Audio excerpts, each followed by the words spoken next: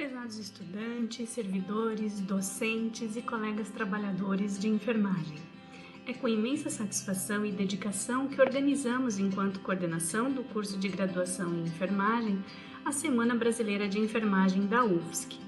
Realizada 100% online, a nossa SEBEM foi concebida a muitas mãos e contará com a presença de diversos professores, pesquisadores e especialistas nas áreas. A SEBEM foi concebida em lei no ano de 1960 para dar ampla divulgação às atividades da enfermagem. No momento que vivemos, no qual, segundo dados do Conselho Federal, mais de 15.600 trabalhadores de enfermagem foram contaminados e 128 colegas perderam a vida somente aqui no Brasil, atuando no enfrentamento contra a pandemia do Covid, precisamos mais do que nunca refletir sobre a natureza do nosso trabalho, as condições necessárias à realização do mesmo e também sobre a nossa participação no SUS, sem perder de vista a necessidade de lutarmos pela manutenção dos direitos constitucionais. No Ano Internacional da Enfermagem, para além da campanha promovida pelo Conselho Internacional das Enfermeiras e Organização Mundial da Saúde, a sociedade junta-se a nós para, em coro, reafirmar Nursing Now, enfermagem agora, pois somos fundamentais para a qualidade da assistência em saúde e para os resultados assistenciais.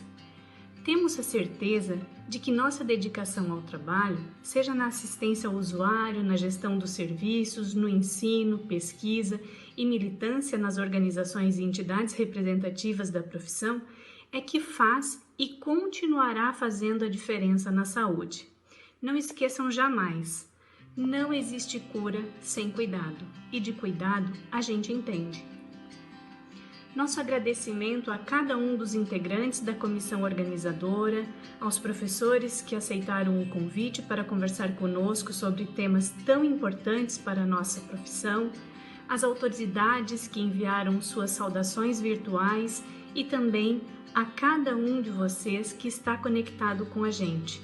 Juntos faremos a enfermagem cada vez mais forte. Uma boa semana brasileira a todos!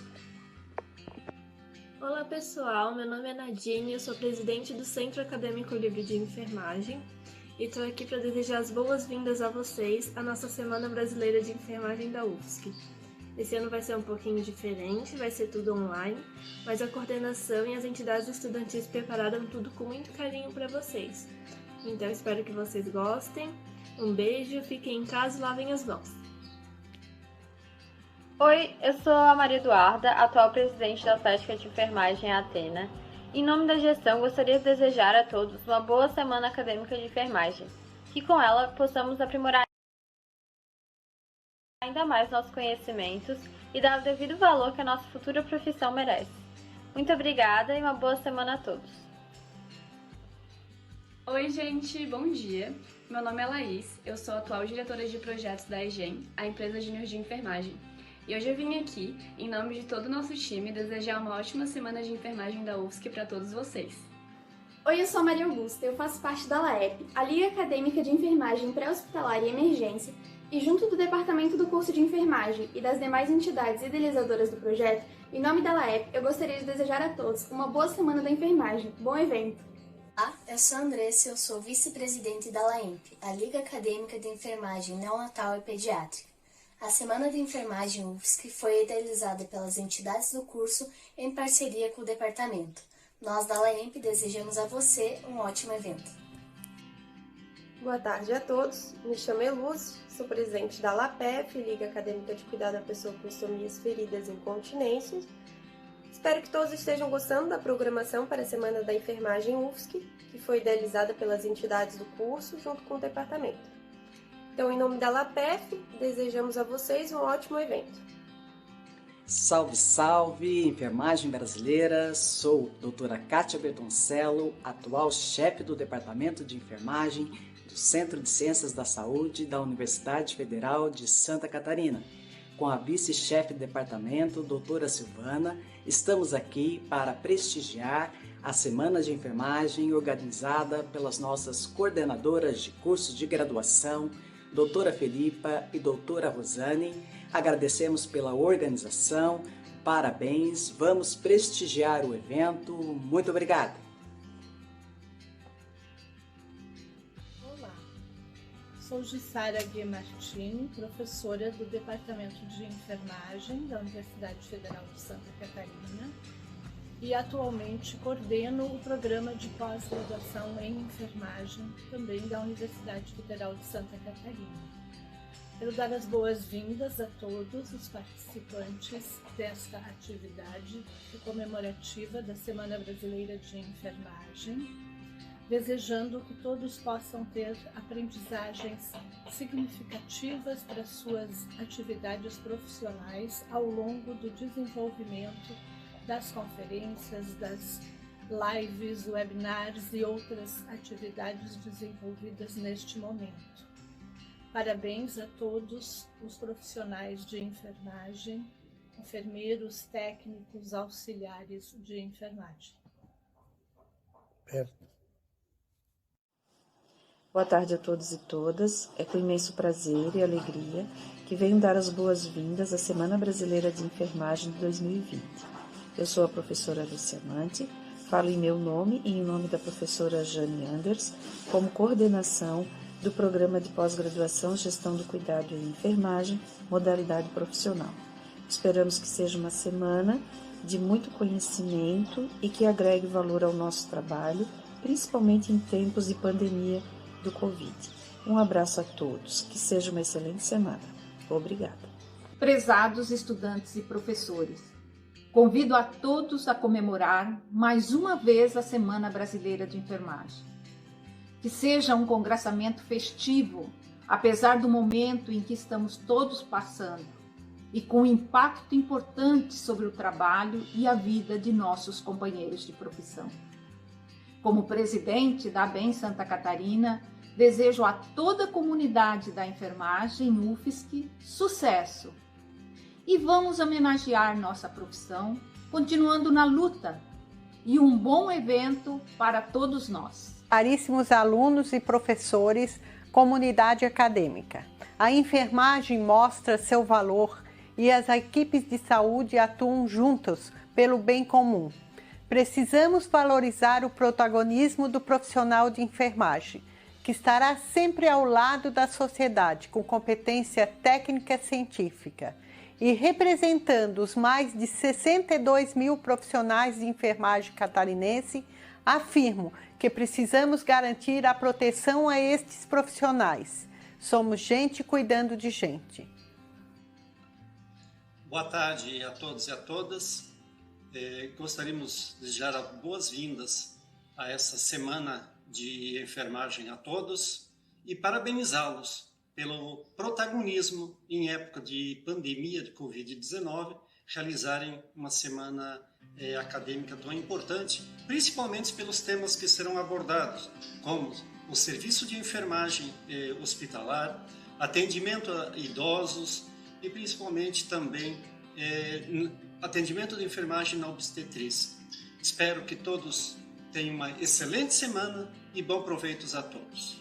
Obrigado. Escrevi essas poucas palavras na impossibilidade de estar com vocês para dizer o quanto a UFSC está orgulhosa de todo o esforço para realizar a Semana Brasileira de Enfermagem. Poderia ter gravado um vídeo breve, mas confesso que nossos dias têm sido um entra e sai de reuniões virtuais. E parece que a gente cansa mais trabalhando nessas novas tecnologias do que quando trabalhávamos na UFSC.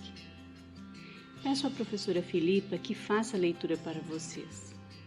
Inicialmente, parabéns aos docentes e técnicos pelo Dia do Enfermeiro comemorado no último dia 12. E estendo meu abraço virtual a estudantes que são técnicos ou auxiliares de enfermagem pelo dia 20 de maio. Mais do que parabéns, aplausos, reconhecimento. Vocês todos e todas são dignos da nossa reverência mais nobre, nosso carinho mais genuíno, nossa gratidão mais sublime. Vocês são profissionais excepcionais e merecem todas as honras. Temos muito orgulho dos 50 anos da enfermagem na UFSC.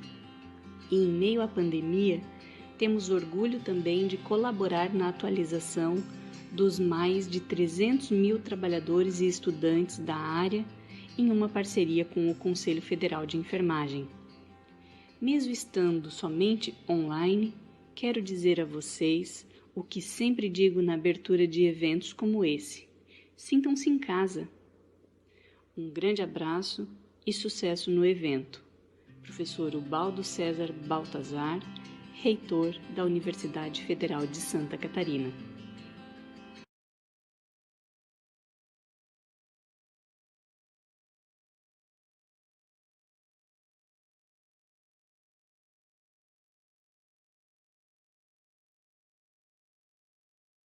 Boa tarde a todos e todas. É com grande satisfação que hoje nós encerramos a nossa Semana Brasileira de Enfermagem. E para encerrar essa nossa atividade que foi construída com tanto carinho, eu gostaria de convidar a professora Valéria Mendonça, que será a nossa palestrante no dia de hoje, cujo tema é a comunicação em saúde em tempos de pandemia. Seja muito bem-vinda, professora Valéria. Professora Valéria Mendonça é professora associada do Departamento de Saúde Coletiva da UNB, com pós-doutorado em Comunicação e Promoção da Saúde pelo ComSanté, da Universidade do Quebec, em Montreal. Vou convidar a professora Valéria para abrir o seu vídeo, né, o seu áudio, e ficar conosco essa nossa tarde. Seja muito bem-vinda, professora Valéria, ao nosso encontro virtual. O seu áudio não está funcionando para a gente, professora.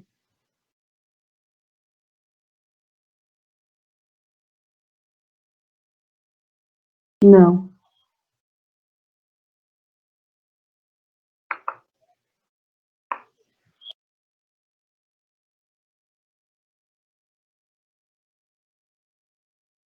Ainda não conseguimos o áudio, professora.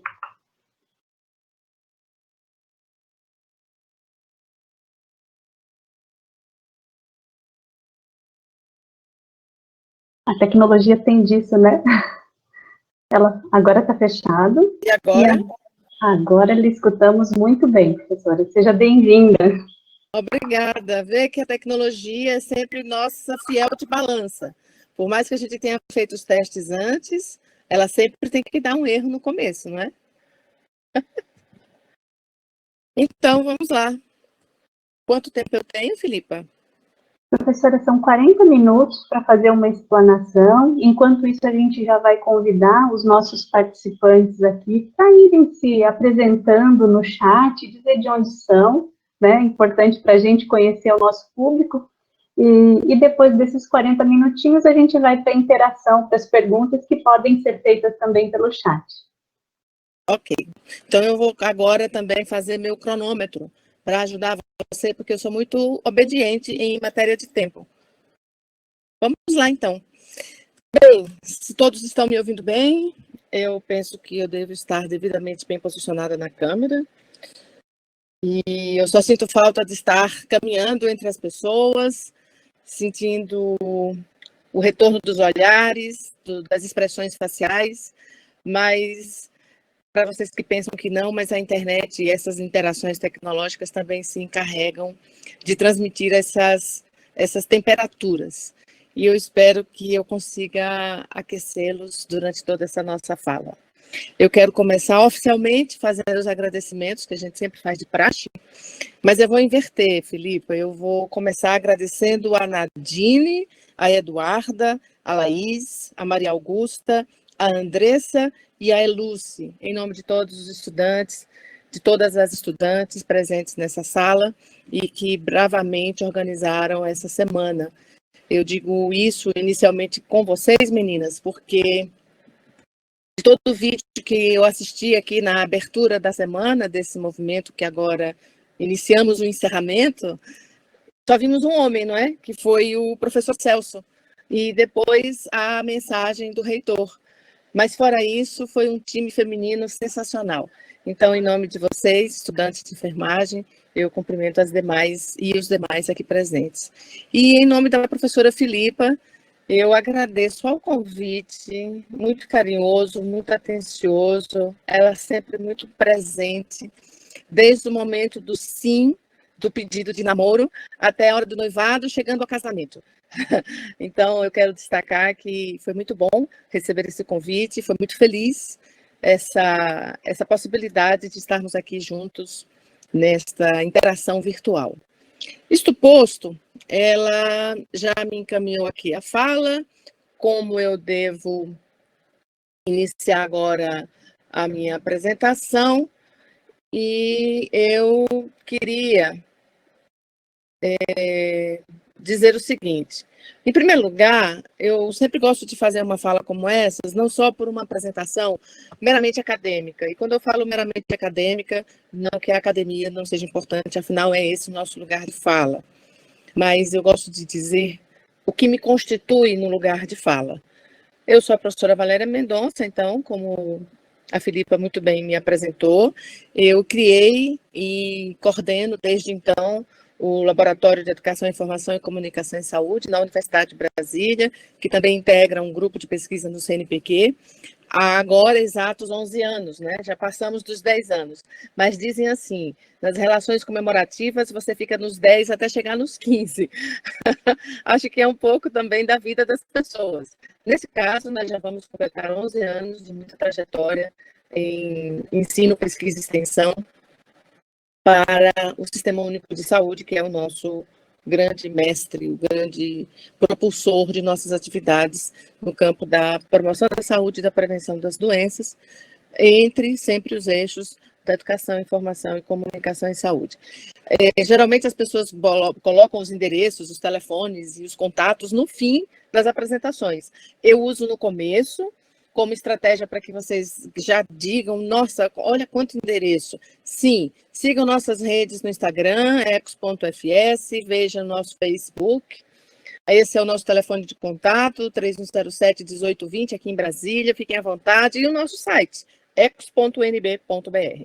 Temos também canal no YouTube, Twitter, e fiquem à vontade também de nos inscrever para o ecos@unb.br. É uma satisfação dizer logo de cara para vocês assim, eis as nossas relações de contato, procurem-nos, não esperem até o final. Isto posto, eu quero dizer para vocês qual será o nosso percurso. O nosso percurso, que foi uma interrogação, vocês veem que essa interação tecnológica nem sempre obedece aos nossos cliques, ela vai quando ela quer, ela volta quando ela quer, mas o nosso percurso vai passar por uma questão, primeiro, de local de fala, epistemologicamente falando, para que depois comecemos a nos inquietar a partir de cenários mundiais e globais, globais e nacionais, focados nessas interações tecnológicas e em função de hoje, de uma segunda pandemia que vem nos abatendo a todos em todo o mundo, que é a desinformação, as fake news, e uma série de outras coisas que vocês verão daqui a pouco. Mas, a princípio, eu quero dizer que, nesses pressupostos, é importante que vocês entendam necessariamente de onde eu falo, né? Por que eu estou me referindo a essas questões de comunicação. Eu sou uma comunicóloga a serviço da saúde, gosto muito de dizer que eu sou sergipana, eu venho do menor estado da Federação Brasileira, sou cidadã do mundo, com uma passagem não só pela UNB, mas também pela Federal do Rio de Janeiro e pelo Canadá, um lugar que eu gosto muito, tanto no Canadá inglês, tanto no Canadá francês. E minha formação vem desde a comunicação em saúde, para a promoção da saúde, mas também na metodologia de métodos mistos, que nós trabalhamos no campo dessas relações tão amplas e tão híbridas do contexto do que a gente chama de saúde coletiva ou saúde pública. No campo da UNB, depois de ser coordenadora também do nosso curso de pós-graduação, eu fui coordenadora do Núcleo de Estudos em Saúde Pública, hoje eu estou coordenadora do curso de graduação em Saúde Coletiva. E esta apresentação, essa fala que nós estamos tendo com vocês, é uma fala que para nós é semanal, dentro das salas de aula e diária dentro do nosso espaço do laboratório e dos projetos de pesquisa. E cada vez mais nós temos inseridos nos nossos grupos de estudantes profissionais da saúde como um todo. Nossa Faculdade de Ciências da Saúde, é importante que percebam essa contextualização, e porque dessa forma eu também me sinto incluída na Semana Brasileira de Enfermagem da Federal de Santa Catarina. Ou seja, quando nós pensamos em saúde, nós estamos pensando também num eixo comunicador. Todos nós somos comunicadores, por natureza, por origem, por humanidade. E cada vez mais nós temos tido procura, desde a origem da nossa disciplina, em 2009 até hoje, sempre, ininterruptamente, a cada semestre, estudantes de todos os cursos da nossa Faculdade de Ciências da Saúde e da Faculdade de Medicina. É importante porque aqui na UNB, o curso de Medicina, ele fica em outra faculdade, embora divida o mesmo prédio que a Faculdade de Ciências da Saúde. Isso compreende estudantes de enfermagem, nutrição, odontologia, farmácia, mas também os estudantes de saúde coletiva e outros dos nossos campi. Por exemplo, na Faculdade de Ceilândia, nós temos fisioterapia, fonoaudiologia, terapia ocupacional e também enfermagem, também saúde coletiva. Nós somos a única universidade no Brasil que possui 2 cursos de saúde coletiva em 2 campi distintos. E isto, eu quero dizer com isto que essa multiprofissionalidade faz parte de um tema chamado comunicação promotora de saúde, e é sobre ele que nós vamos nos debruçar aqui. Mas, como eu disse, é importante que nós discutamos o que seriam os nossos pressupostos teóricos para essa discussão. Nós dividimos em 2 momentos. Um primeiro, porque nós gostaríamos de situá-los, o tom que a nossa fala vai ter nessa tarde. E, em segundo lugar, porque é importante que vocês minimamente reflitam, se inquietem em função dessas coisas que estão circundando a saúde pública brasileira e mundial. Eu quero falar da infodemia, ou seja, antes da Organização Mundial de Saúde dizer em alto e bom som nos seus boletins, nas suas coletivas, que o mundo está vivendo uma infodemia, antes disso nós já estávamos discutindo, já no início dos anos 2000. Aliás, com o advento da internet já começou a se discutir quantas vezes a palavra, por exemplo, health, ou quantas vezes a palavra saúde aparecia na busca de um Google, quando o Google surgiu nas nossas vidas. Hoje são trilhões de mensagens, muitas delas inúteis, trazendo um rol do que vem a ser a saúde dentro de um Google. E por isso que eu quero chamar a atenção, junto com um filósofo que está na moda, né, o Byung-Chul Han, em 2017, no livro Sociedade da Transparência, que foi um dos primeiros que foram traduzidos para o Brasil, ele trouxe alguns conceitos de hiperinformação e hipercomunicação. Não sem antes o professor Gil Lipovetsky já discutiu o que seria essa hiperconexão do mundo que vem em torno de shopping centers e de grandes ambientes, onde a gente foge de tudo e de todos, porque lá é mais cômodo, nós não precisamos interagir nem com tudo, nem com ninguém. Simplesmente estamos soltos. Mas na hiperinformação e na hipercomunicação, há uma coisa que é muito perigosa para nós, que é a falta de verdade. Por ser muito, eu não preciso ser verdadeiro. Eu simplesmente posso colocar na rede e ela se tornar visível, embora não seja verdadeira. O Dr. Proctor, em 2007, a partir de um estudo, ele nos trouxe relevantes contribuições de observações que ele fez em torno da mídia, da indústria do tabaco, ao nome que ele deu de agnotologia, ou agnotology, como ele tem um livro especificamente sobre esse tema, mas é nada mais, nada menos que a falsa ciência que nos fazem crer que é verdadeira, mas que é falsa ciência. Ela se usa da mídia, ela nos gera dúvida, ela nos cria confrontos, muitas vezes estão associadas a manobras políticas e a uma ignorância completamente radical. E toda ignorância é atrevida, é ousada. Qualquer semelhança, como é? Tem uma coisa que diz nas novelas, né? Qualquer semelhança é pura coincidência com a nossa mais recente história. E assim avançamos. Quando nós temos a percepção de um outro pressuposto necessário, que é a desinformação, eu quero chamar a atenção para uma questão que diz respeito à informação compartilhada com uma intenção real de causar um dano a outrem. E geralmente isso está associado a um comportamento odioso, a um comportamento ilegal, inclusive. Mas esse universo de coisas que nós vamos falar hoje, eles se encontram em algo que nós teorizamos em 2007, que é a chamada modelo de comunicação todos-todos. Eu não pus imagem, não pus definição, porque a autora está aqui para dizer a vocês que no modelo de comunicação todos-todos é um modelo que exatamente se adequa perfeitamente ao momento que nós vivemos hoje na internet. Todos somos produtores, emissores de conteúdo. Todos utilizamos hoje quase o mesmo canal, a mesma linha divisória entre esse emissor e o receptor. E quem é esse receptor? Pensem, nós mesmos, em algum momento, nos imbricamos e nos tornamos emissores e receptores de uma informação que circunda pelos mesmos canais, com as linguagens as mais diversas, as mais hiperlinguagens possíveis, que vêm por vídeos, podcasts, mídias sociais, livros, revistas e tudo mais que vocês queiram trazer nesse universo possível da comunicação.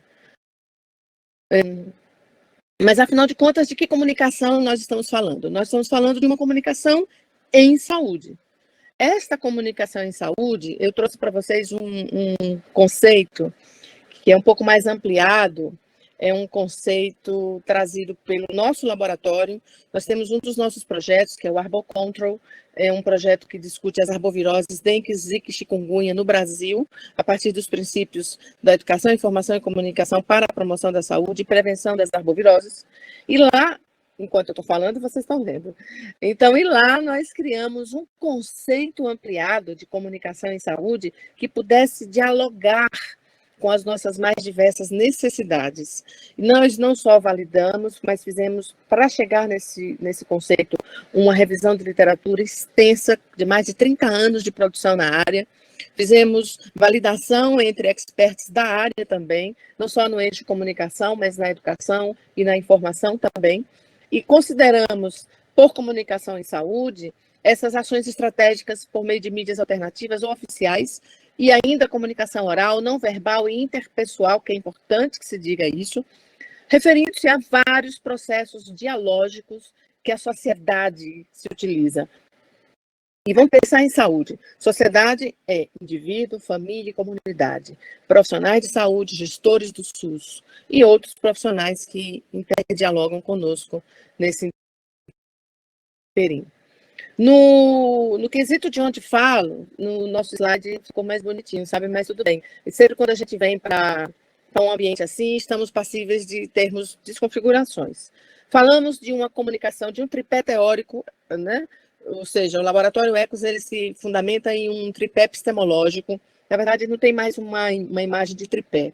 Mas nós partimos de uma comunicação científica que tem por origem a teoria do conhecimento objetivo, de Karl Popper, partindo de uma comunicação comunitária. Essa comunicação comunitária, ela tem um quê do professor Bernardo Toro, muito intenso, que dialoga também com a complexidade do professor Edgar Morin, mas toma decisões a partir de uma esfera comunicativa, dialógica, de uma ação comunicativa do nosso filósofo Jürgen Habermas, muito proeminentes, ou seja, são 3 elos teóricos que se associam nos nossos 3 eixos, que é a comunicação científica, a comunicação comunitária ou social e a comunicação para a tomada de decisão.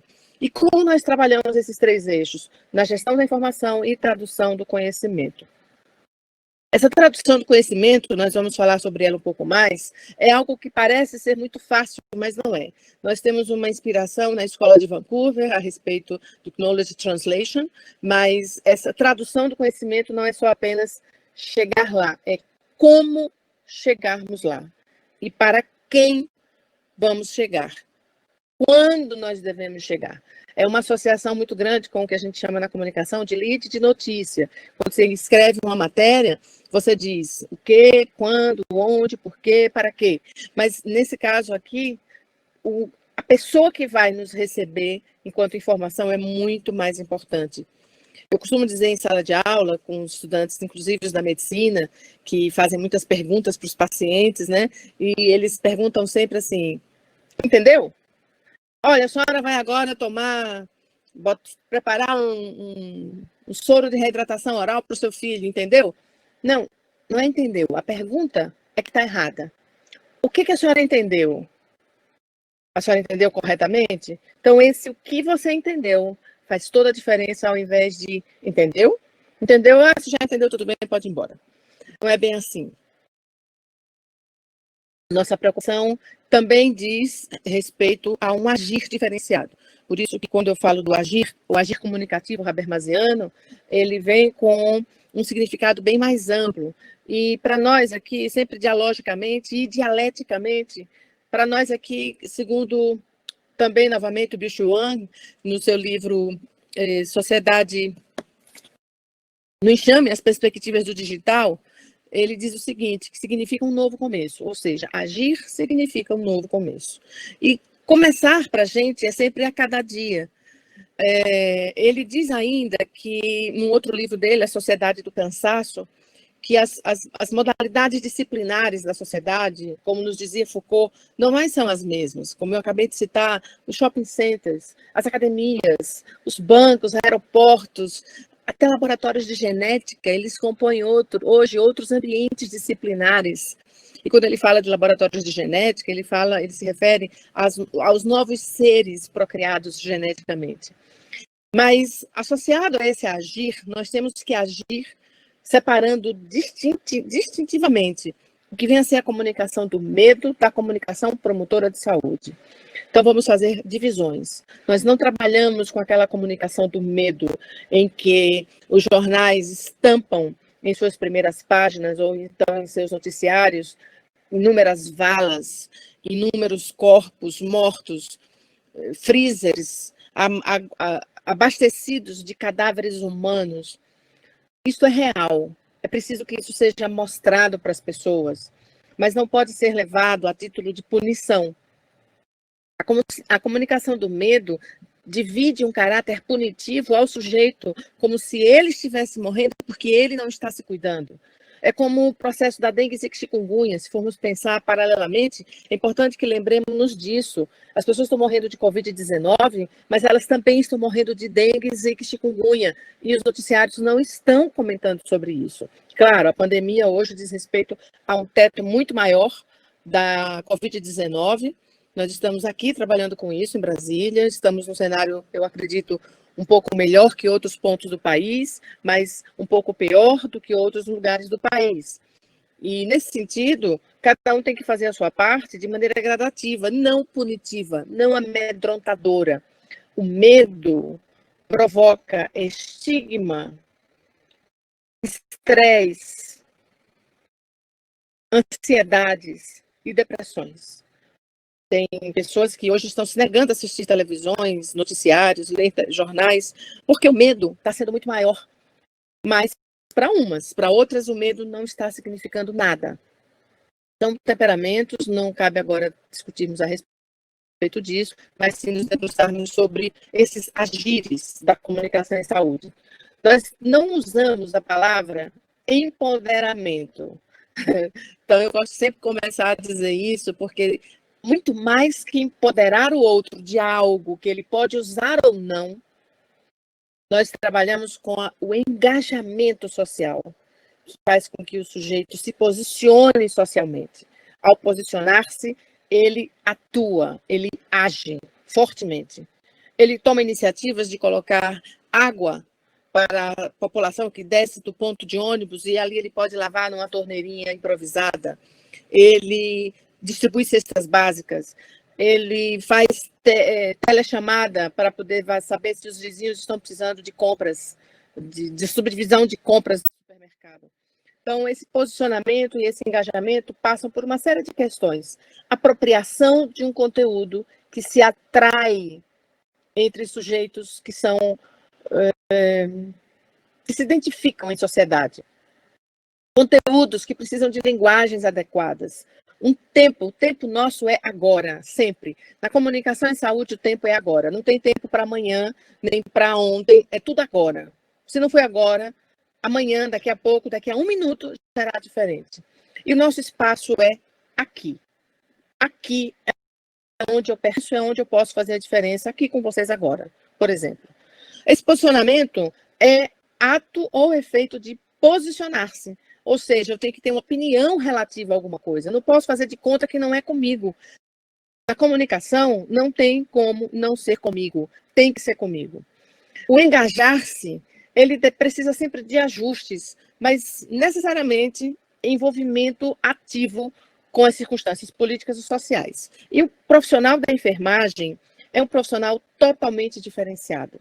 Ele está na linha de frente, ele é ativo, ele ultrapassa essas circunstâncias políticas e sociais, e haja vista, vocês devem ter acompanhado pela mídia, não só ultrapassa, que hoje ele é um dos pontos de observação crítica de uma sociedade, como eu disse, ignorantemente ousada, e que ainda dizem que deve-se e pode-se arroubos contra profissionais de saúde, e justamente no momento como esse. Ficamos muito revoltados aqui com um movimento pacífico, que os profissionais da enfermagem brasiliense foram para a Praça dos Três Poderes, para a Esplanada dos Ministérios, fazer uma homenagem aos mortos da enfermagem frente ao Covid-19 e foram agredidos por pessoas ignorantes e, como disse, plenamente atrevidas. A apropriação com a atração dos conteúdos desse agir comunicacional em saúde, ele passa por uma questão de interesse, simples assim.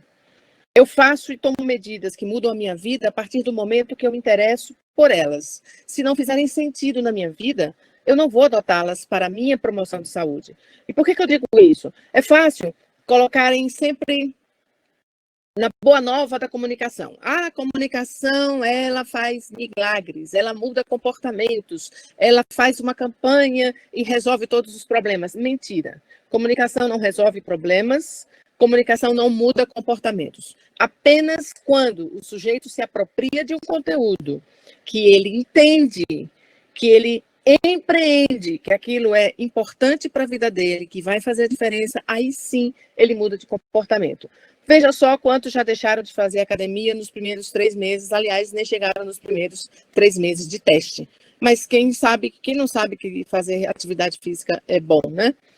Esse é só um exemplo para que vocês se apropriem do que a gente quer trazer para vocês.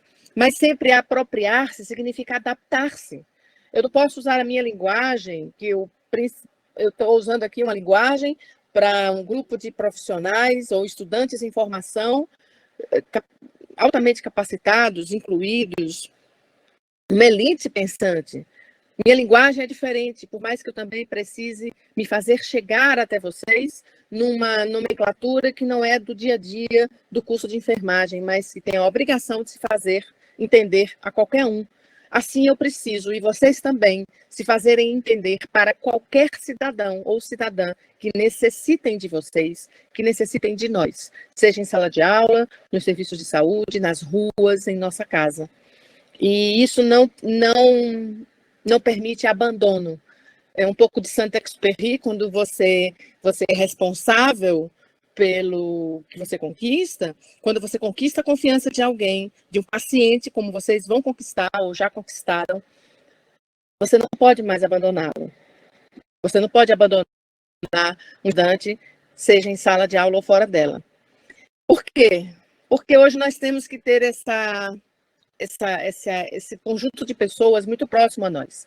Observem que vocês, penso que diante das apresentações que eu pude ver no vídeo, vocês são muito jovens, aliás, eu também sou muito jovem. Eu costumo dizer aqui para o pessoal assim, eu sou jovem, com X, embora eu seja da geração Baby Boomer, né? Não vou dizer por quê, mas certamente porque a década de 60 me pertence. Mas hoje a notícia é minha, é sempre minha. eu crio, eu dou existência a tudo.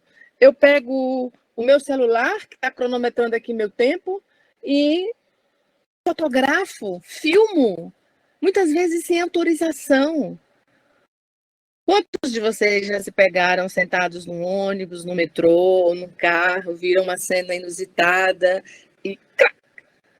Quantos de vocês ainda já não fizeram uma foto da professora aqui fazendo uma conferência na tela da conferência do RNP? E assim vai. A notícia agora é minha, eu dou origem, eu crio, a partir disso, eu posso criar fakes e deepfakes. Sabe aquelas carinhas hoje que vocês veem muito de um personagem bem hilário da nossa sociedade, que hoje ocupa as faces de vários personagens? Pois é. Isso a gente imagina, produz e dá vida ao que eu gero como conteúdo. Porque eu comunico. Eu hoje sou autora das minhas comunicações. Eu posso ser autora, eu sou jornalista de formação, mas... E o que me autoriza eticamente a dar autoria a coisas com uma interpretação unilateral, só minha, que atende especificamente às minhas crenças e ideologias, em que em nenhum momento eu respeito a ideologia do outro ou que eu respeito a profissão que o outro atua com seriedade. E eu digo isso porque nos ambientes de saúde, eu tenho sempre alertado para os nossos estudantes e profissionais dos nossos cursos de pós-graduação, do mestrado profissional até o pós-doutoramento, o que vem a ser hoje a notícia de hospital. Vocês já viram isso? Qualquer coisa que aconteça, um paciente coloca a câmera na face de um profissional da medicina, da enfermagem, qualquer um. E ele é a notícia. Ele é o delator da notícia. Isso tem uma causa porque a própria comunicação hoje se faz vista de outro jeito. O professor Paulo Machado, da USP, ele nos alerta que quanto mais dados nós temos, essa é a pirâmide da comunicação, viu? Nós temos muitos dados, muitas vezes não sabemos o que fazer com eles e não sabemos mesmo. Eu sempre pergunto, no seu desktop ou no seu telefone, quanto de imagens você tem, ou arquivos na sua tela, inúteis, que você poderia jogar fora e não faltaria em nada para vocês. Pensem nisso e comecem a fazer a faxina imediatamente. Então, é isso que ele se refere. São dados absurdamente intensos e inúteis. Alguns não. Os que não são inúteis se transformam em informação. E quando eles se transformam em informação, eles começam a ser geridos. Aquela parte que eu falei de gestão da informação. Nós começamos a fazer gestão da informação para traduzi-la em conhecimento. Aí nós traduzimos o conhecimento gerado a partir de um conjunto de informações. Vou dar um exemplo. Nos boletins epidemiológicos da vigilância sanitária, da vigilância como um todo, quantos de vocês já não tiveram que fazer estudos epidemiológicos das comunidades? E quem sabe ler e interpretar com profundidade um boletim epidemiológico? Nós temos que traduzir para transformá-lo em conhecimento. Transformando em conhecimento e aí gerando projetos de vida, projetos de mudança, isso se transforma em inteligência. Ou seja, a inteligência não é feita com uma base rústica de dados não tratados. Ela merece processos que passam por fluxos. E os fluxos informacionais hoje são totalmente distintos dos que a gente estuda classicamente na comunicação organizacional. O professor Paulo Nassar nos orienta sobre os fluxos horizontais, verticais, circulares, ascendentes, descendentes. Venham fazer disciplina com a gente, que a gente discute tudo, até por internet também, as aulas virtuais. Não, os fluxos não mais são esses, eles são hiperlinkados, eles são hipertextualizados, eles são absurdamente trabalhados com a criatividade imensa que a tecnologia da rede nos permite. E isso produz, óbvio, uma nova produção de valores. Os valores são outros, porque entenderam na demanda de conhecimento rápido e de acesso rápido a coisas que não me acrescentam nada. Muitas vezes nada. Crescem cada vez mais os estudos que apontam que nossa complexidade de leitura está cada vez mais fraca, mais pobre, porque nós estamos nos atendendo a 120 a 143 caracteres. Mais que isso, a gente não tem capacidade, a gente não, né? Outras gerações tecnológicas, o Millennials, o Y, esses sim, eles não estão conseguindo mais ler em profundidade e em complexidade coisas diversas que estão aos nossos olhos. E por isso eu queria também discutir com vocês, na comunicação no mundo, eu não vou me ater para poder termos tempo de fazermos alguns debates interessantes, tenho certeza. Esses dados são bem gerais, estão disponíveis na nossa apresentação e também no We Are Social, que é um ambiente de estudo da tecnologia no mundo. Vejam que hoje nós temos quase 7,8 bilhões de pessoas no mundo com acesso à internet. Isso representa que somente pelos telefones móveis são quase 5 bilhões, são 67% da população mundial. 3,8 bilhões só pessoas ativas nas mídias sociais. E outro dado aqui interessante, estou tentando voltar aqui.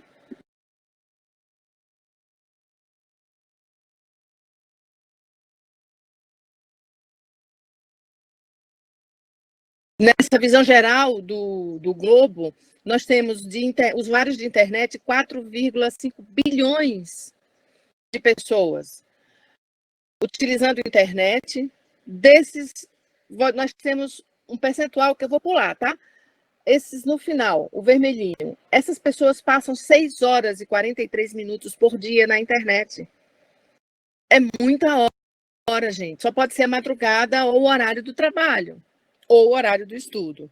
Quando a gente fala de smartphone, nós temos aí quase 5,20 bilhões de pessoas que têm acesso aos smartphones, aos telefones celulares. E vejam só, eles estão se relacionando entre pessoas que têm apenas um número de conexão ou com vários números de conexão, porque vocês sabem bem disso, né? Hoje eu tenho um telefone com vários chips dentro dele. E esse é o canal, ou seja, os telefones celulares, os smartphones, que o caminho melhor e mais escolhido pelas pessoas em todo o mundo. Vejam, são 3,8 bilhões de pessoas que são ativos nas mídias sociais a partir dos seus telefones. E aí você tem quase que 99% de pessoas acessando as mídias sociais pelos seus celulares. Está justificado porque que você passa horas com aquela fisionomia um pouco distante, completamente apática ao restante do mundo, quando você fica apenas olhando suas mensagens e fazendo com que o dedo, o roll motion, ele vai para cima e para baixo, acompanhando suas variações de coisas que você não lê, você vê. Por isso que as visualizações para Instagram, agora o TikTok, esses vídeos, eles trazem mais atenção, porque vem com legenda, você não precisa atrapalhar, ou o redor, ou você fica só vendo, não lê mais.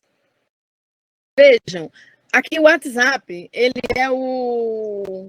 Vejam aqui, ó, penso que vocês devem estar vendo minha mãozinha. Na América Latina, na América do Sul, Brasil inteiro e outras partes do mundo, o WhatsApp é o top, ele é o aplicativo de maior penetração mundial em torno das conexões que as pessoas produzem. Mas vejam só, enquanto isso no Brasil, nós temos uma taxa de analfabetismo de 11,3 milhões de pessoas. Por isso, elas não estão lendo, elas estão rolando seus dedinhos. Esse foi o último dado que nós conseguimos na página do IBGE, porque no MEC nós não encontramos um outro mais atual, tá? No Brasil, a internet se reflete da seguinte forma. Vejam que nós temos 150 milhões de pessoas acessando a internet que eram 6 horas e 43 minutos no mundo. Nós temos aqui o Brasil é recordista, nós utilizamos 9 horas e 17 minutos por dia na internet. Isso quer dizer que na tecnologia que envolve o Covid-19, se nós não entrarmos nessa onda, nós não chegamos lá. Mas chegar nessa onda significa chegar com ética e responsabilidade. Vejam, as conexões por telefones móveis, de novo, 90% das nossas conexões estão voltadas para os canais de 3G e 5G, ou seja, são telefones celulares. E observem, os pré-pagos são 62% desse conjunto de 97% da população. 38% são apenas os pós-pagos. Ou seja, a pessoa não pode dizer, nós não podemos dizer que as pessoas estão numa baixa renda, numa renda diferenciada, numa classe diferenciada. Elas consomem de todo jeito. Na visão geral da mídia, nós temos aí 140 milhões de pessoas acessando, o que representa 99% de pessoas acessando suas mídias sociais via telefone. O mais usado no Brasil, na idade dos 16 aos 64 anos, ainda é o Facebook, o YouTube, seguido pelo Facebook e agora com o WhatsApp e o Instagram bem coladinho para essas proximidades e interações. Mas eu queria focar na desinformação e nas fake news. Seria um caminho sem volta? Seria. Eu penso que não é sem volta. Se nós formos observar, neste quadro, o Brasil, gente, é o primeiro onde as preocupações sobre a desinformação, a informação incorreta e as fake news está no primeiro plano. Ou seja, as pessoas estão incomodadas, elas sabem que as coisas estão acontecendo, mas elas também fazem. E por quê? Vejam, no Brasil também, aqui, o Brasil está em segundo lugar, com 79%, para o uso dessas tecnologias que estão voltadas ao desuso, à desinformação, às fake news, também pela internet. Eles têm uma preocupação a respeito disso. No ranking global de usuários ativos, o WhatsApp Messenger continua sendo como um dos principais no ranking. Vocês podem se debruçar depois sobre isso. Mas eu queria trazer para vocês um estudo que nós desenvolvemos aqui, junto com outros projetos e professores parceiros, quando nas mensagens de 13 a 19 de abril, o nosso robô, ele percebeu, porque ele acompanha, 876 grupos de WhatsApp enviando para 10 mil, quase 10.600 usuários, quase 140 mil mensagens fake news. Será que nenhuma dessas passou por vocês? Será que nenhuma dessas chegou em vocês? Vejamos, existem algumas subjetividades em torno disso. A primeira é que os grupos de WhatsApp, eles são muito perigosos, muito perigosos. E por quê? Neles existe uma relação de confiança. Grupo de família. Quantos de vocês já não receberam nos grupos de família uma notícia falsa, uma desinformação? Algumas sem juízo de valor, sem maldade, mas quantas já foram enviadas com maldade? São vocês, profissionais de saúde, formadores de opinião. Então, as opiniões que vêm de vocês não podem ser fake news, não podem ser desinformação. Não é necessariamente com esse movimento de WhatsApp nos dando retaguarda que nós vamos entrar nessa onda. Não pode, não devemos. Para isso existem filtros. Por ser esse profissional formador de opinião, eles têm que estar na linha de frente também na chegada da informação precisa, confiável, segura, transparente para as famílias que ele atende, que ele trabalha, que ele atua, seja no hospital, numa unidade básica, numa escola, em qualquer lugar. E, nesse sentido, vou pedir licença para tomar água na nossa caneca do laboratório. Eu costumo dizer, nós estamos em busca de um milagre? Não, verdadeiramente eu penso que não. Vejam só, o milagre não acontece dentro de uma roda como essa. A roda do prisma, esse é o prisma da convergência das mídias sociais, são apenas algumas das mídias que estão disponíveis para que a gente acesse, ou seja, significa chegar em todas elas. E por que se observa o canal WhatsApp, que para mim é um canal WhatsApp, ele se encarrega de reunir e dispor. Por isso que o laboratório, nós fizemos desde março, assim que surgiu o processo da pandemia, nós trouxemos aqui algumas coisas que nós estamos trabalhando, fizemos desse período um lançamento, nós desenvolvemos um plano de comunicação de risco, que está na nossa página, www.ecos.nb.br.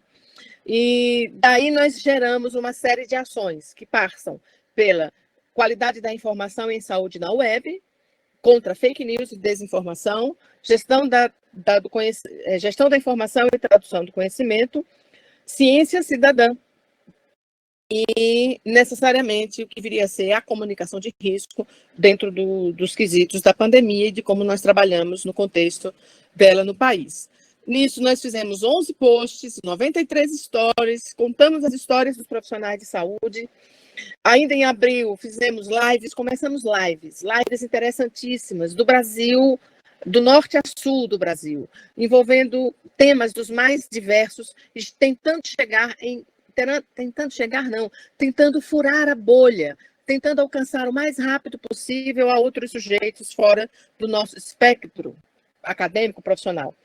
E assim temos crescido e trabalhando com estudantes, não só da enfermagem, da comunicação, da saúde coletiva, da farmácia, da nutrição, os nossos estudantes. E contra fatos, há argumentos. Eu sempre gosto de dizer que a Valéria não é sozinha, não dá para trabalhar e pensar tantas coisas, arquitetar a epistemologia do objeto, do método, colocá-las em prática, tentar chegar nas populações vulneráveis, nos grupos, nos segmentos que passam pelas populações LGBTQIA+, população negra e quilombola, os indígenas, o pessoal do campo, floresta e águas. Nós trabalhamos com esses segmentos e é muito difícil falar todas essas línguas, mas nós tentamos, a partir das redes de solidariedade e desse conjunto de carinhas, de pessoas, das mais diversas formações que estão ao nosso lado.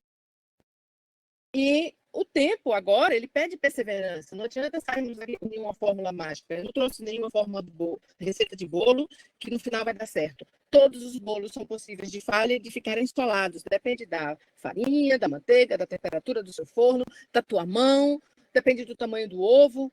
Aqui, neste caso, o tempo pede perseverança para que nós observemos como se dá essa nossa receita. Quantos dos nossos ingredientes estão disponíveis? Eu chamo de ingredientes nessa metáfora culinária. O que nós temos para oferecer para constituirmos este bolo para que a população possa desfrutá-lo? Primeiro que aí eu gostaria de citá-los um a um. Agilidade nos processos de informar, comunicar e mediar. Nós somos mediadores do processo, seja ele conflituoso ou amistoso. As abordagens precisam ser mais coerentes com a realidade de cada pessoa. Eu tenho que falar a língua que a minha paciente, que a minha criança, que o meu idoso falam. Eu não posso falar a minha língua sempre. Eu não quero dizer com isso que eu estou reduzindo o meu pedestal acadêmico. Eu estou tentando fazer com que a pessoa iguale seu nível de conhecimento, compreendendo o que eu quero dizer a ela. Foco nas prioridades de cada tema e sujeito. Cada um tem uma agonia. Às vezes a agonia não é a água, é a barriga que está vazia, não é a febre, mas é o menino que ficou em casa sem segurança, e assim vai. Transparência das informações. É erradíssimo ocultar dados. As pessoas têm que saber o que está acontecendo com a vida delas. É como se você, às vezes, faz um teste, o outro verifica sua temperatura, afere sua pressão, e fica com aquela cara de... Não, olha, a pressão sua está em tanto, sua temperatura está em tanto, você precisa se cuidar. Eu estou fazendo relatos, exemplos muito toscos, viu, gente? Bem básico. Uso adequado de meios de comunicação confiáveis. O WhatsApp é confiável desde que você se mantenha confiável dentro dele. A maneira de você se manter confiável é não transmitindo fake news, não repassando notícias que você tem dúvida, nem que ela seja de seu pai, de sua mãe, de seu marido, de sua esposa, do seu filho ou do seu líder. Não. Você tem que checar antes a informação. É simples, não precisa ter pressa. A hiperinformação, a hipercomunicação, ela atende à mídia, ela atende às mídias internéticas, mas ela aqui, para nós, precisamos ter cautela, segurança do que nós vamos passar adiante e com que velocidade. A busca dessas informações em fontes seguras. De onde saiu? Tem certeza? Busca antes, não fica repassando. Processos racionais de respostas. As respostas têm que ser coletivas. Às vezes, se eu não sei, não me custa nada dizer 1 minuto. Eu vou consultar outros colegas e volto já para te responder. E isso faz com que nós tenhamos a manutenção da nossa credibilidade. A credibilidade de um profissional de saúde para que ele se mantenha formador de opinião ideal junto à sociedade, para mim, é imprescindível. E a enfermagem é essa ponta de lança. Embora seja uma palavra bélica, uma comunicação bélica nesse momento, mas ela é quem está não só à frente, mas é como ela tem, vou usar algo mais poético, né? Ela tem um véu de seriedade, de segurança, que muitas vezes o médico não dá, perdoem-me os profissionais da medicina, mas a enfermeira que é cúmplice, o enfermeiro que é carinhoso, que é atencioso, eles passam essa segurança. Posso fazer isso mesmo? Aí eles podem, aí você vai e faz. Isso posto, eu quero dizer, já chegando ao fim, ultrapassei só 1 minuto e pouco, viu, Filipa? Eu deixei aqui nossas referências, é importante que vocês consigam compreender de onde saem essas ideias, de onde vêm as informações. Eu penso que durante os slides eu devo ter pulado um framework muito interessante do Wadley do Deraction, que fala sobre as informações prejudiciais. Voltem nele depois. Não só fala de vazamentos de informação, de assédio, discurso de ódio. Discurso de ódio é algo tão presente entre nós hoje, né? Por isso que eu quero dizer para vocês que a nossa gratidão é sempre eterna. Começando por você, Filipa, pelo carinho com que nos traçou. E aí, ó, os mini corações, o mini heart para vocês, de cada um e de cada uma de nós que fazemos o Laboratório Ecos. Eu sou todo ouvidos e fico à vontade para conversar com vocês.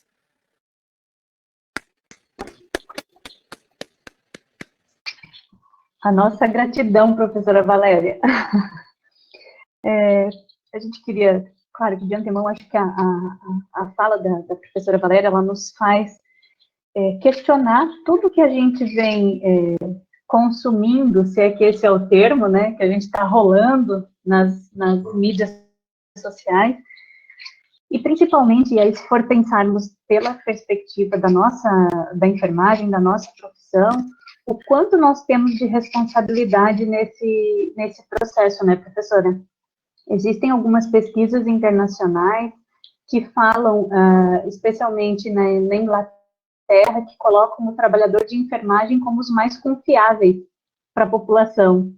Então, quando essa pesquisa foi replicada no Brasil, os profissionais de enfermagem, eles só perderam para os bombeiros, nessa perspectiva do olhar da sociedade em relação à confiabilidade profissional.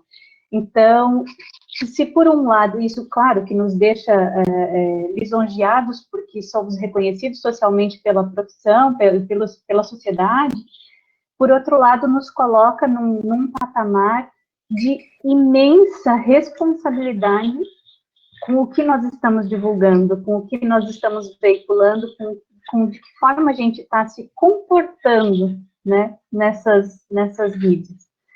Então, acho que feitas algumas dessas considerações, e isso com certeza cabe o debate ético, que a gente também tem na profissão, e é um debate que eu gosto muito de fazer, da ética e das redes sociais relacionadas à enfermagem, mas eu acho que tem muito mais outras coisas que o grupo está trazendo ali no nosso chat, que eu acho que vale a pena a gente trazer para o nosso debate.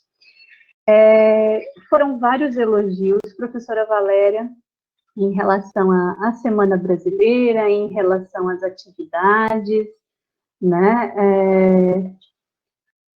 Os elogios à semana, que trouxe a aproximação, a incorporação dessa tecnologia, né?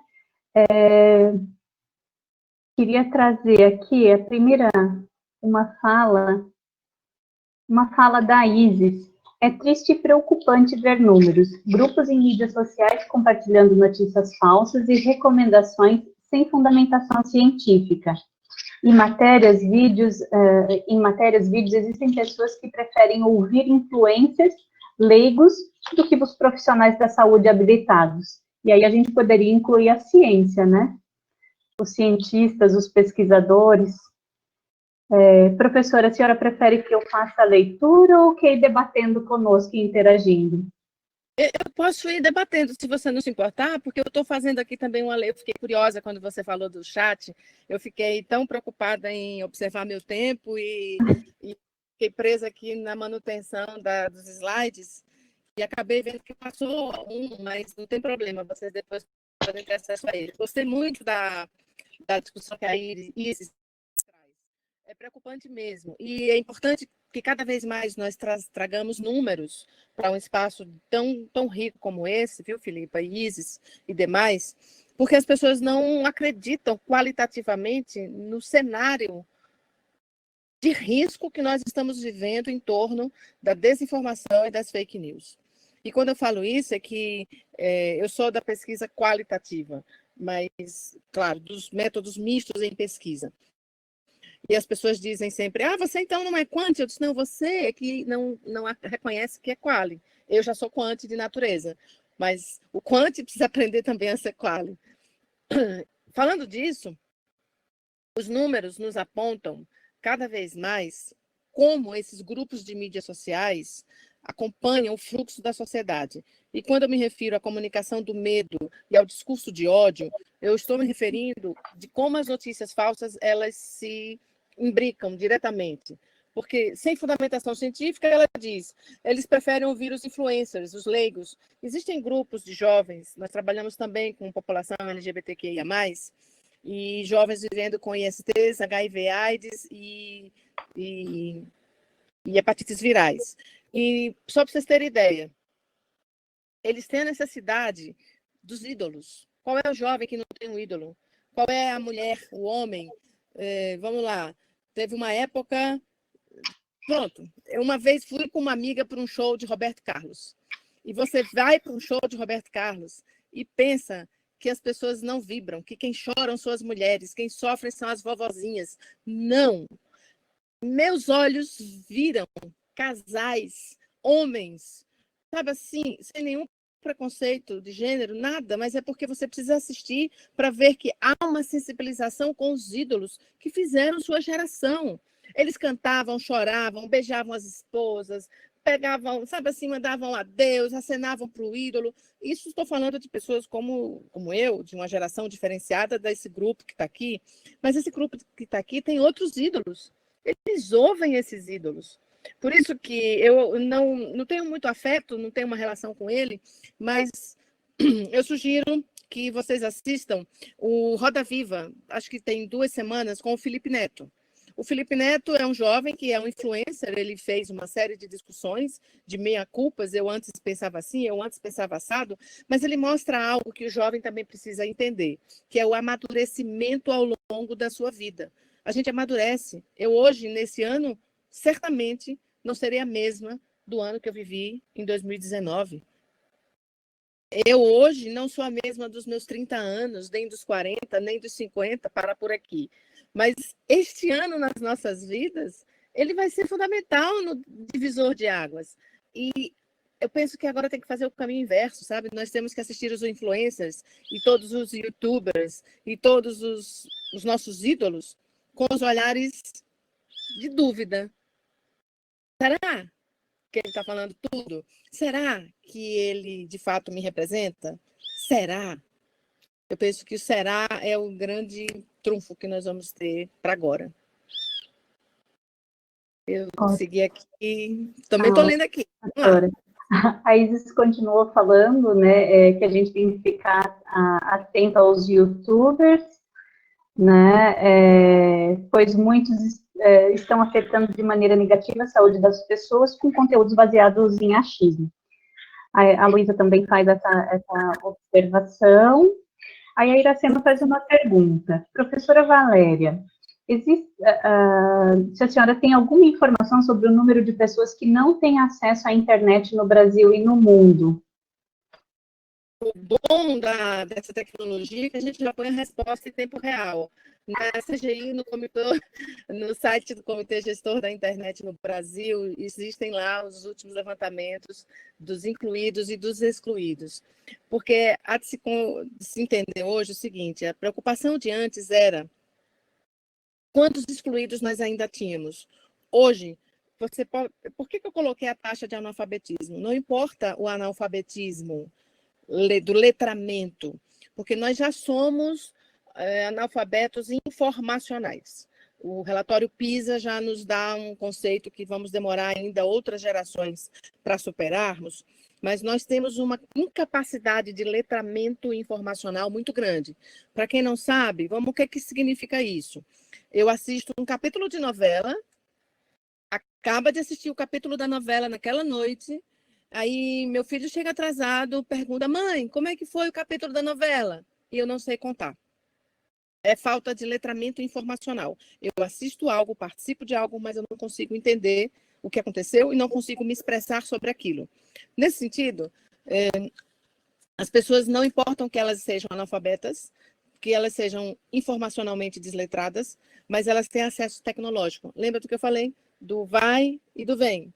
Do vai e do vem. Se eu não leio, se eu não vivo num ambiente complexo, se minhas disciplinas não são mais Foucaultianas, são agora shopping centers, academia, o que eu preciso fazer? Ver imagens, assistir vídeos rápidos, e que são tolos, me fazem rir e fugir de cenários complexos. É isso que nós temos que nos acostumar a pensar em como mudar esse cenário. E a gente muda aqui, ó, a partir desse grupo de jovens, aquelas meninas lindas, engajadas, que estavam fazendo aqueles vídeos, gravando a abertura da semana. É com elas, é com eles, não tem como.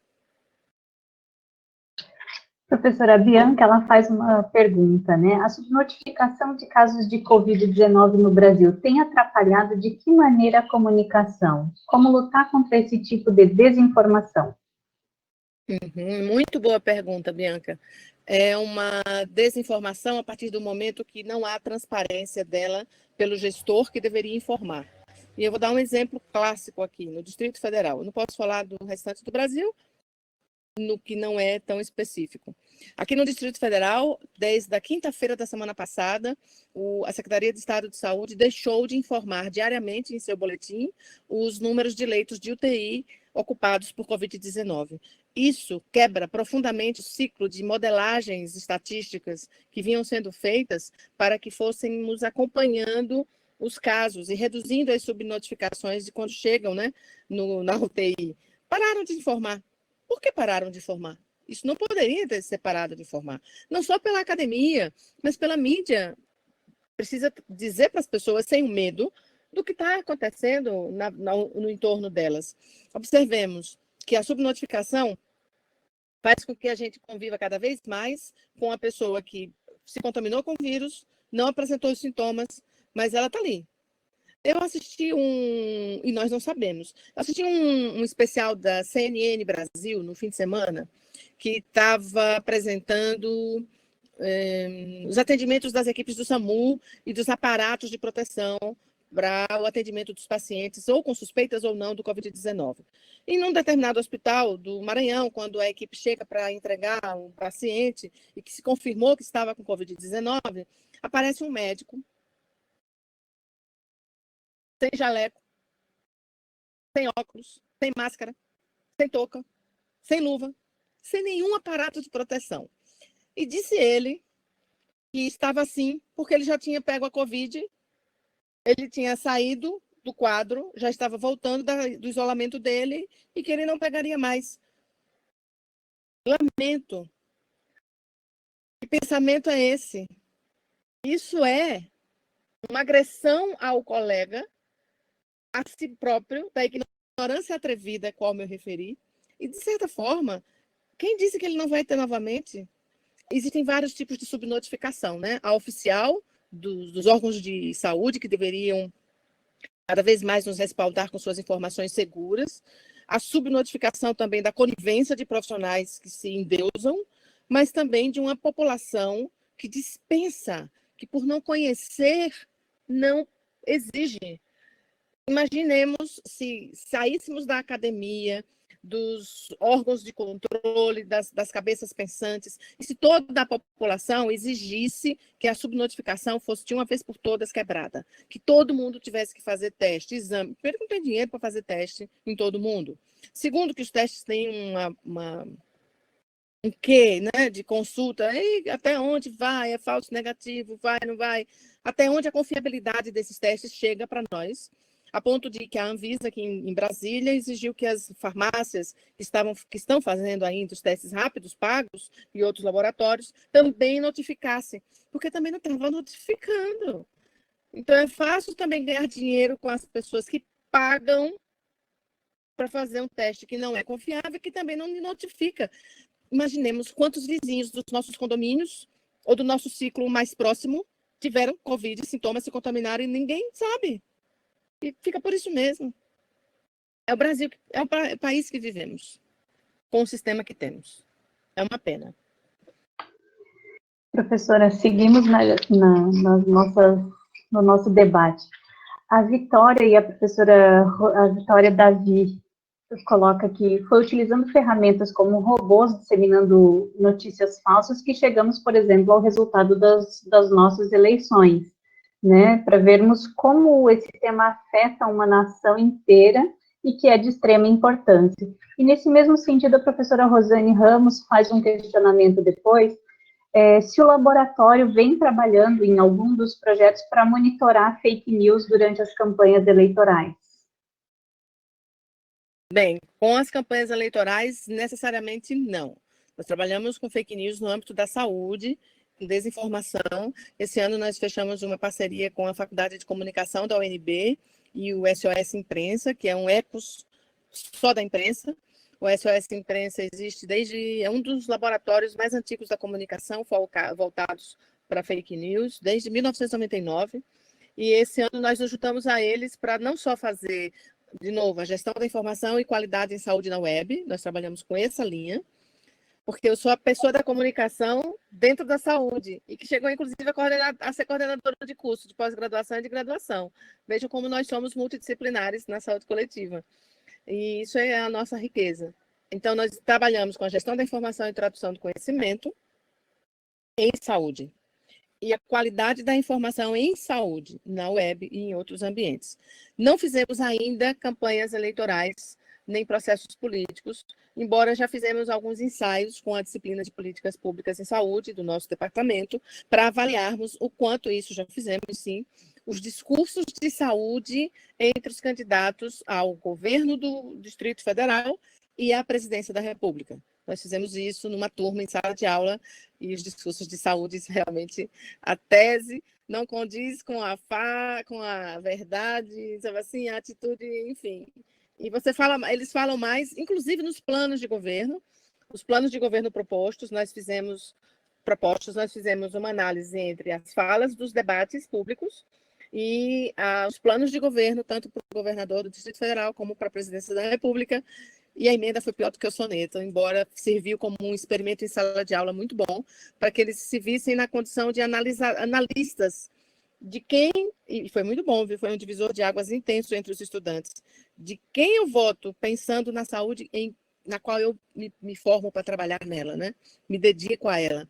Mas também, aproveitando que você falou da Vitória, lá para cima, e também da professora Rosane, nós, quando nos preocupamos em trabalhar com as fake news, nós temos também no nosso laboratório um outro colega, um associado, que estuda, nós temos um chamado Observatório do Erro.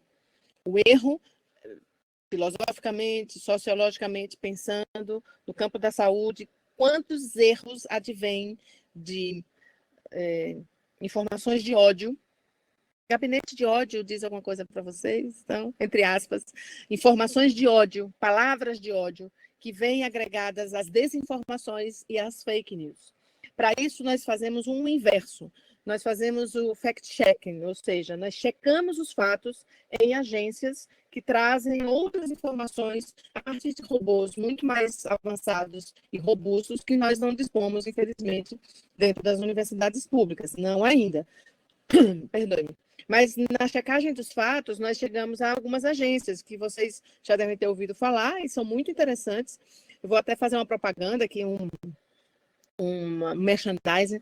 Nós estamos fechando uma live dialógica, um debate com a professora Rafisa Varjão, que é do SOS Imprensa, a nossa mestranda Luana Dias da Costa, que é uma especialista em qualidade da informação em saúde e as fake news dentro do nosso laboratório, e o pessoal da agência Lupa, que é uma das agências que pesquisa esses fake news no país. Tem aos fatos, a Lupa, e agora entrou no Brasil uma agência, inclusive sugiro que vocês sigam no Twitter, eles estão derrubando, não me vem agora o nome exatamente, É uma agência americana que criou sua sede no Brasil agora, e no Twitter ela está nos provocando a denunciar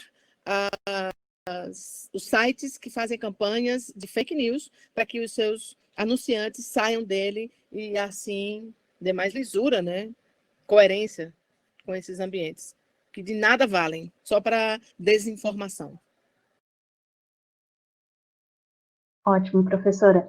Depois a professora Rosane segue, a professora Rosane Nitz, que também trabalha na questão do imaginário, então ela traz essa questão da tecnosocialidade, e ela questiona, faz algumas observações, falando em relação ao paradoxo que a gente vive em relação a muito trabalho, a muitas atividades redobradas por conta da comunicação e das ferramentas, e ela encerra perguntando como você vê a saúde do trabalhador com tanto tempo sendo demandado nas redes sociais com o trabalho, pensando, acho que nesse novo contexto, né, que a gente está vivendo.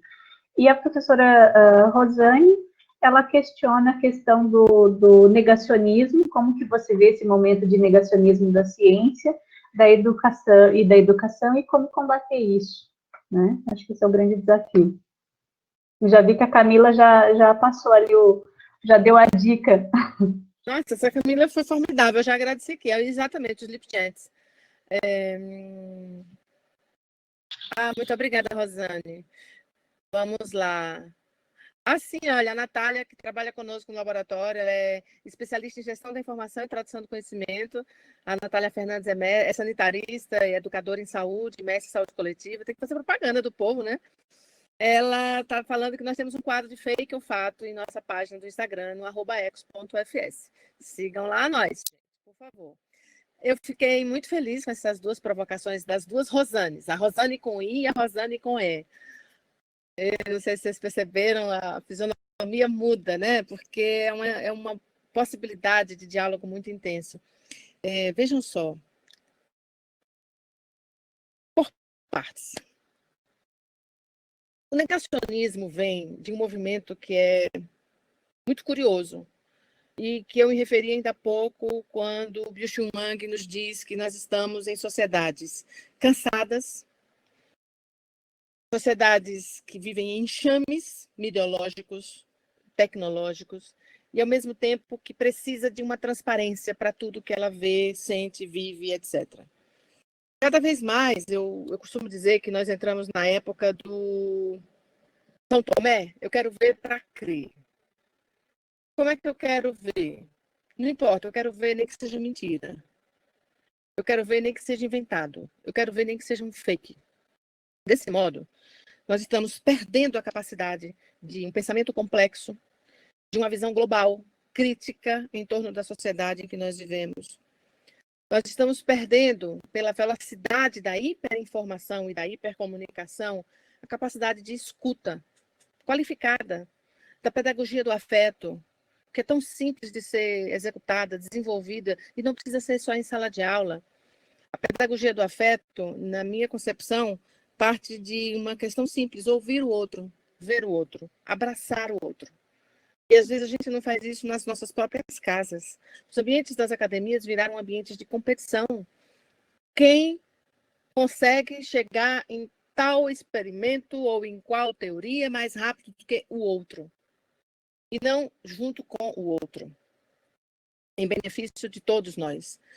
Ainda no princípio da educação, o cenário competitivo dos estudantes não é mais de quem... Eu sempre costumo dizer, gente, você já passa no vestibular, aqui todo mundo igual, o diploma é o mesmo, vocês vão ter do mesmo jeito ou não.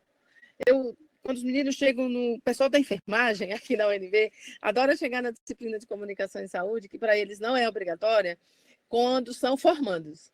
tem 4 créditos, à noite. Aí diz assim, vamos fazer comunicação em saúde noturna. Eu disse, opa, vamos. Aí eles entram, eu pergunto, quem é formando? Eu. Aí tem aqueles blocos da enfermagem sentados juntos no canto da sala. Aí eu digo assim, vocês têm certeza que vão continuar nessa disciplina? A professora Natália, que está aqui conosco, ela é nossa auxiliar na disciplina, nossa professora voluntária da UNB, e diz assim, vocês têm certeza? Olha, se ela está perguntando, pensem. E não é por nada. É porque é uma disciplina robusta, que faz com que você pense, que tenha capacidade crítica para desenvolver discursos e análises a partir de sua prática, de sua vida cotidiana.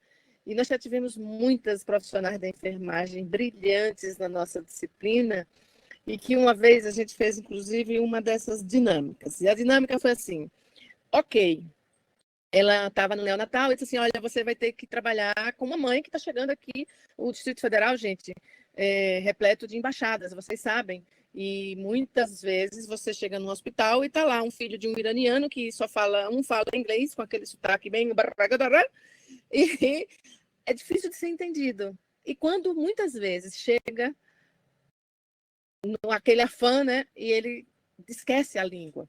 Essa menina, então, essa enfermeira maravilhosa, linda de morrer, ela foi para essa experiência, ela estava num plantão já se formando, chega um casal do Paquistão, ele com um intérprete, tentando dar segurança, a mãe estava com a criança, com uma febre altíssima, entrando num quadro convulsivo, já, sabe, quem é que dá segurança para uma mãe de que o filho vai ficar bem na mão de um desconhecido que sequer fala a sua língua?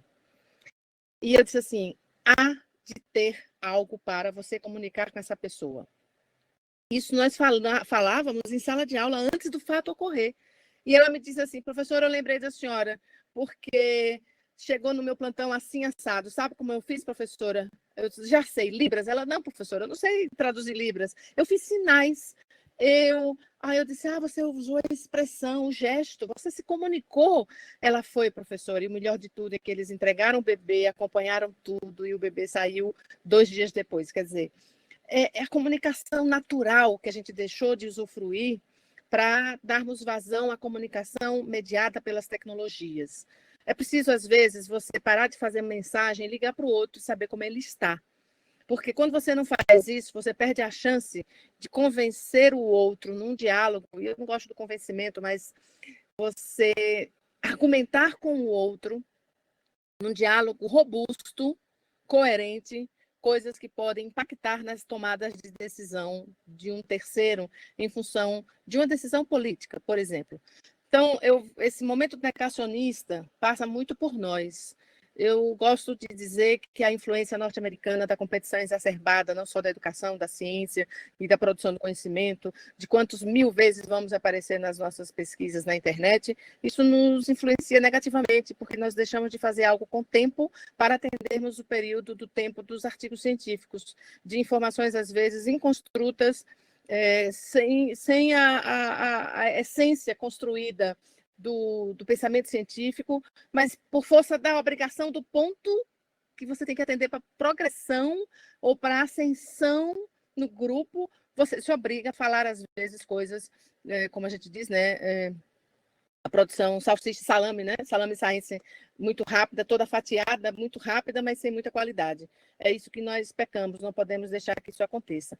Mas quanto à questão dessa influência negativa, só para fechar em relação aos vírus que vêm pelos vilões internéticos, eu estava numa experiência de pesquisa fora do país no final do ano passado, e num grupo nós tivemos uma discussão, óbvio, para as pessoas que dizem assim, e aí, como é que você está nesse seu país desse jeito, né? Era em outra língua, e o povo perguntando, pois é, mas que coisa, né? O que é que nós estamos vivendo? E aí a pessoa, a interlocutora do outro país, a pesquisadora colaboradora nossa, disse assim, pois é, mas vocês votaram, né? Eu disse, pois é, eu não votei, mas eu respeito o processo democrático, embora não me sinta satisfeita nem representada. Nem sempre nós nos sentiremos representados por um chefe de departamento, um coordenador de curso, um líder de de agência, empresa júnior, de centro acadêmico, mas a gente concorda com a maioria. Só que concordar não significa resumir-se numa apatia, tampouco numa alienação. Estarmos lúcidos é que é importante para nos mantermos sempre no pensamento complexo de uma sociedade viva, que exige de nós postura, engajamento e apropriação de tudo que nós podemos fazer para sermos diferentes diante da humanidade. E as violências, os gritos de guerra, os senão, os senões, né? Os professores são vítimas de tudo que há de ruim, nós passamos a ser o espectro do prejuízo intelectual, mas falta nas pessoas mais educação.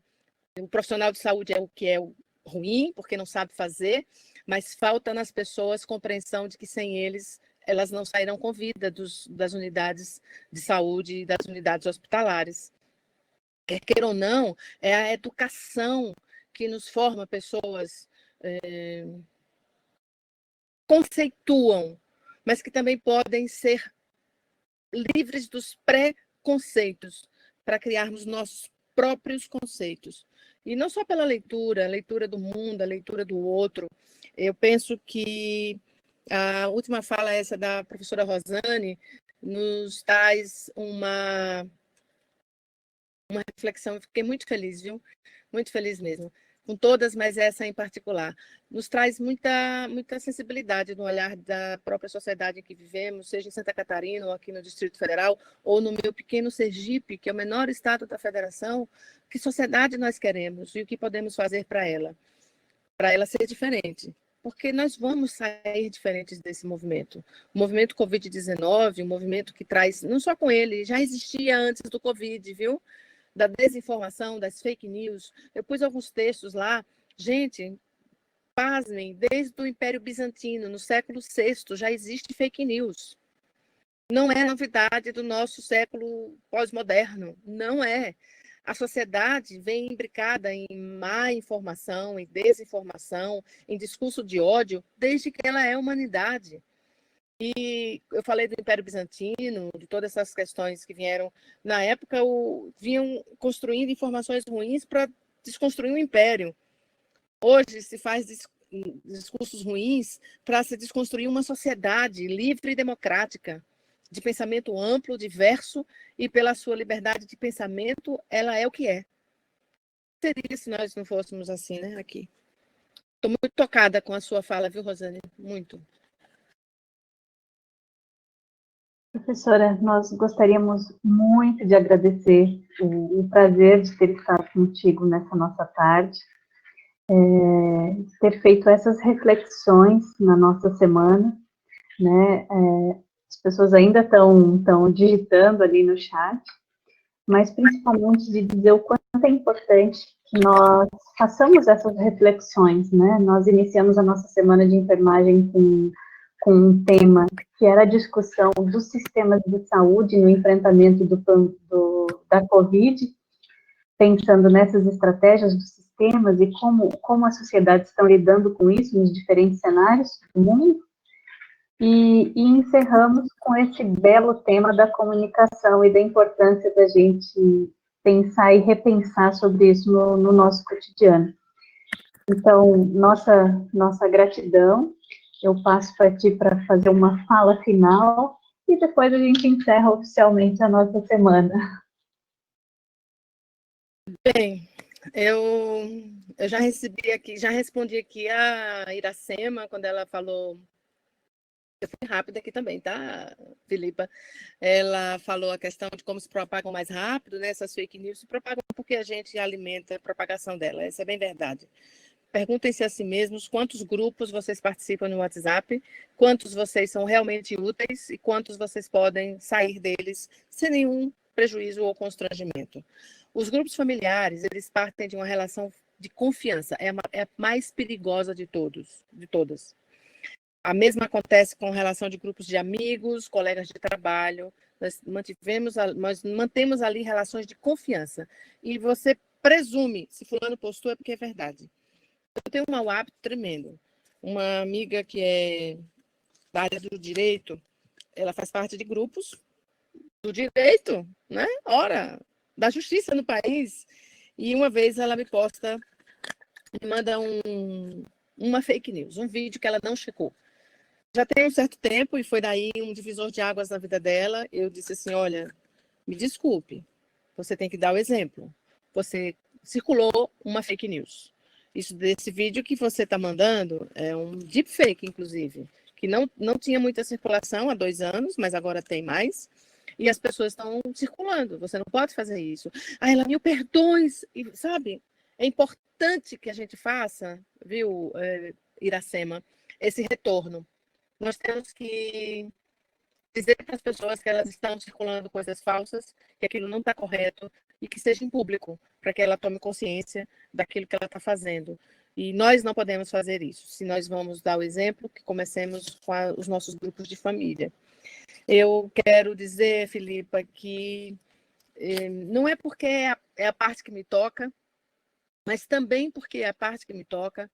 O tema da comunicação em saúde para a promoção da saúde é um tema importantíssimo, ele é transversal em qualquer área do conhecimento. E não à toa, eu penso que, não sei se pelos brilhos olhos, que não são verdes, mas não só por isso, mas que você tenha se motivado junto com sua equipe a trazer esse tema para encerrar a semana de enfermagem na UFSC. Eu queria parabenizar mais uma vez pela brilhante iniciativa, de coragem. É um tema que é muito complexo, mas é muito fácil, é simples, porque ele é inerente ao ser humano, eu digo sempre. Todo comunicador é um ser humano, portanto, todo ser humano é um comunicador. E assim passa pelo profissional de saúde. E todos somos promotores das nossas próprias saúdes e da do outro, porque também com ela prevenimos as doenças. Eu penso que nós prevenimos algumas doenças hoje, promovemos nossa saúde mental e cada vez mais fiquemos próximas. Minha gratidão, a gratidão da nossa equipe do laboratório, eu agradeço também a todos que ficaram aqui até esse momento, as estudantes, professoras, e nossa equipe também do ECOS, quem pôde acompanhar, e que tenhamos outros encontros, Filipa. Muito obrigada a você, um abraço forte, Miss Hurst para vocês. Nossa gratidão, professora, foi muito bom mesmo. Eu queria encerrar falando exatamente sobre essa gratidão, né? Que gratidão não é apenas uma palavra, ela é um sentimento, uma postura e também um estilo de vida, né? E aqui, como coordenação do curso e principalmente como comissão organizadora, a gente não quer expressar apenas a palavra, mas a verdadeira e profunda gratidão que nós temos enquanto curso, principalmente aos estudantes que participaram, a Nadine, a Letícia, a Larissa, a Bianca, o Alexandre, a professora Rosane, a professora Marta Verde, a professora Manuela, Margarete, Mônica, Maria Helena, Ângela. Nossa gratidão às queridas Elga, Isimara, Silene, Silvana e a você, professora Valéria. Nossa gratidão, nosso respeito e nossa profunda admiração. Foi uma semana bastante intensa, né? A gente teve a tecnologia como aliada e às vezes contrária, né? Às vezes nos sabotando nas formatações e nas configurações, mas a gente tem que admitir que a Semana Brasileira feita online, ela nos permitiu perceber que a gente pode transformar o status quo, né? Nós estávamos todos em casa, sentadinhos, né?